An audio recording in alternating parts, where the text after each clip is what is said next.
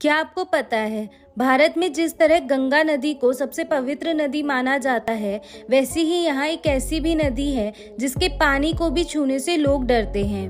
गंगा के ठीक उलट इसके बारे में कहा जाता है कि इस नदी का पानी छूने से काम बिगड़ जाते हैं और आपके अच्छे कर्म भी मिट्टी में मिल जाते हैं। इस नदी का नाम कर्मनाशा है। कर्मनाशा दो शब्दों से मिलकर बना है। कर्म यानी काम और नाशा मतलब नाश होना। वैसे दिलचस्प ये भी है कि यह नदी बाद में गंगा में जाकर ही मिल जाती है।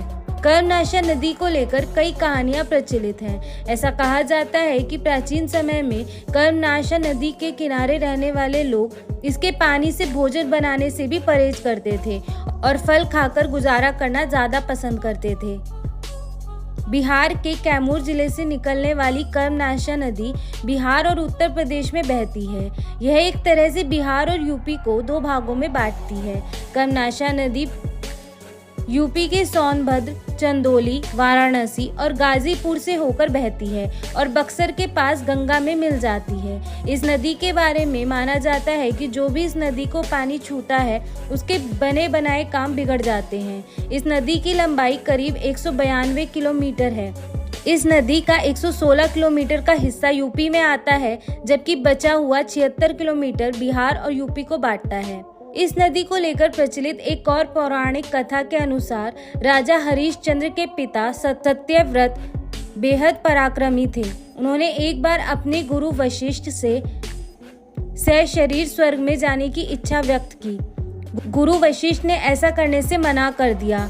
इसके बाद नाराज सत्यव्रत विश्वामित्र के पास चले गए और यही बात दोहराई। साथ ही उन्होंने वशिष्ठ के मना करने की बात भी उन्हें बताई।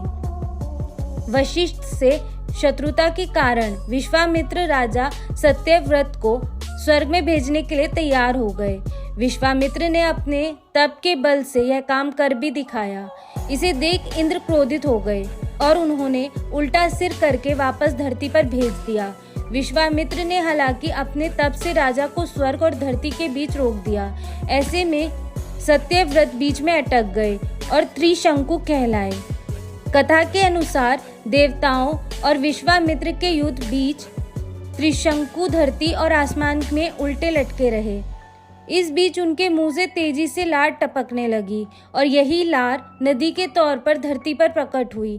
धारणा है कि ऋषि वशिष्ठ ने राजा को चंडाल होने का शाप दिया और चूंकि उनकी लार से बनी यह नदी थी, इसलिए इसे शापित कहा गया। क्या ये जानकारी आपको पहले से थी? बताइए हमें कमेंट सेक्शन में। और ऐसे और अननोन फैक्ट्स के लिए हमारे चैनल को अभी सब्सक्राइब करें।